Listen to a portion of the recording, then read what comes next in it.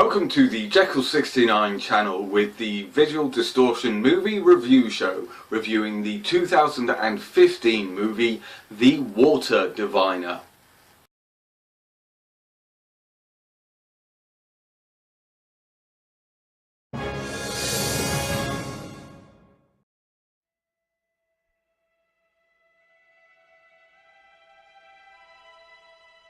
Princess Hane asked the man why the carpet he wished to sell was so expensive. Come on, cuddle up!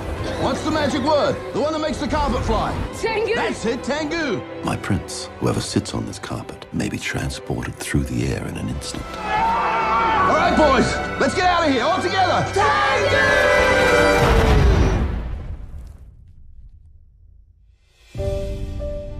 It was my job to steer my boys to manhood, and I failed them. You can find water, but you can't even find your own children. 3 sons killed. That was quite an ordeal for Eliza. I'll find them, love. I'll find them and I'll bring them home to you. Your guidebook is out of date. I didn't come here to sightsee. I'm on my way to Gallipoli. There's nothing there but ghosts. Surely you were told this is a restricted zone. No, it's not safe. I'm sorry, but you can't stay. Maybe we could help him.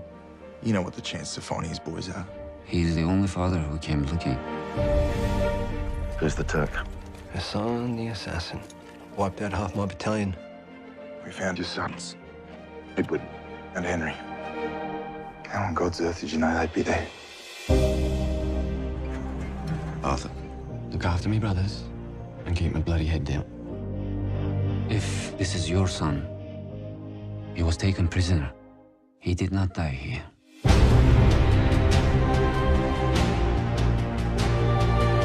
So he's alive? I don't know. But you have hope. Hope's a necessity where I come from. The camps are gone. Go home, Mr. Corner. Nobody will tell me what prison camp they sent Arthur to. I will ride with you. I promised their mother I would find them and bring them home. I measure a man by how much he loves his children, not by what the world has done to them.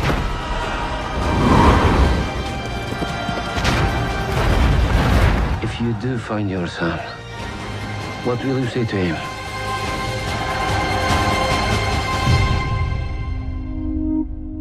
Starring Russell Crowe as Connor,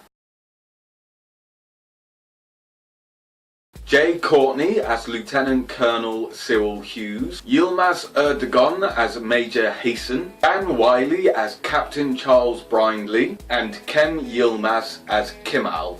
The Water Diviner is directed by Russell Crowe, something that took me by surprise when I started watching it, and I was a bit dubious about what it might be like now that I knew it was directed by him.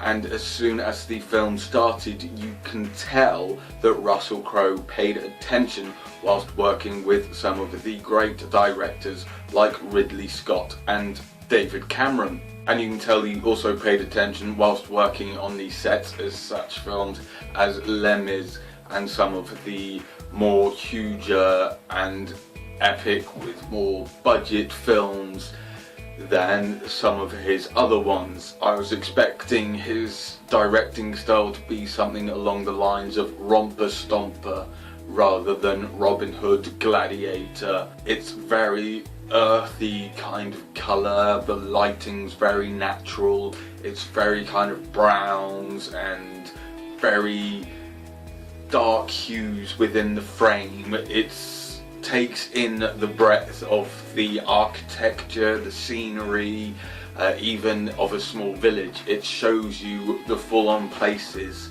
that you are travelling to within the movie. It's showing you things that you've never seen before, and it's a story which has never really been told before either, because it's based after the First World War, where a lot of films are based in the Second World War. This is based just after the First and before the Second World War has really started. It's about the Ottoman Empire being attacked by the Turks, who are in alliance with the Australians, and Russell Crowe's character want to go to Gallipoli, I believe it is, to retrieve his dead son's bodies to bring them back home. And there's loads of things standing in his way. For a start, the English Empire doesn't want him there and they try to get rid of him. The Ottoman Empire don't really care for much, so they want to get rid of him. In fact, the only person that really helps him out is Major Hasan, who is from the Ottoman Empire and who is being attacked by the Turks whilst talking to the English about what owns what. It's very political, but also it's very human because of the Russell Crowe character of Connor. He just wants to bring his kids back so that they can rest in the country that they came from. And whilst he's doing this, he's hit by everything which is being talked about right now. So even though it's quite an old story about, well, it is a 100-year-old story, and the lessons that are learned in it still need to be learned today, because they do very strong racism against the Australians, against the whites, against the Turks, against the Ottoman. They have a bit of religion in there. Russell Crowe's character, Connor, he's an atheist, but he's going to countries which are very religious. The war's about land rather than oil or religion as it is today. It's all about land and who owns what. So they get into a lot of stuff which is up to date and really makes you think about how we view things now and what the war at the moment is all about, and the way that we humanise the soldiers compared to how we did then. One of the lines in the movie is from an English commander who looks at Russell Crowe's character and says, "Just go home, because this is the first time in any war anybody's given a damn about the dead, because all they used to do was make a big old pit and just bury all the dead bodies in it and cover them all up in unmarked graves."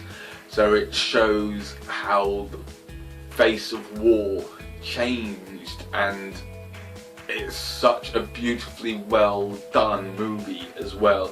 He does a few bits that remind you of Gladiator, like he shows you a glimpse of something which is a bit weird, like they did in Gladiator when you see Russell Crowe's character going through the cornfield. None of those bits make any sense until you get to the end of the movie. There's something like that that happens in the Water Definer, and that's how you know Russell Crowe paid a lot of attention whilst working with some of the great directors that he has.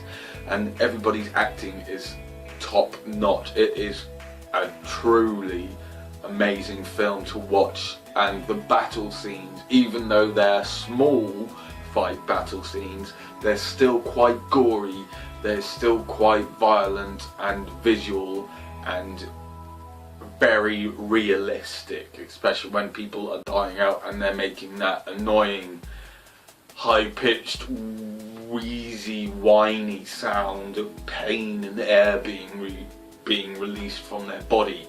They have all this in there, and it really hit hard, and like I say, it's very apt for what's happening now and makes you think about all the wars, the way that racism is, the way that religion is being changed, the face of war and the way that's being changed. It's a very good movie, a classic movie personally, a 5 out of 5 movie as well, which I was surprised with because I was expecting something completely different. And it's one of a true story that needs to be told and needs to be heard. Thank you very much for watching the Visual Distortion movie review show on the Jeccles 69 channel, reviewing the 2015 movie The Water Diviner. This is the Jeccles 69 channel, where interesting shit happens every day. So remember to subscribe and comment to our channel for interesting shit to do with the world of technology. Hits on Twitter, film reviews, my life with Android, and Kickstarter. Thanks for watching, and remember to subscribe and comment, and until next time, keep your shit interesting.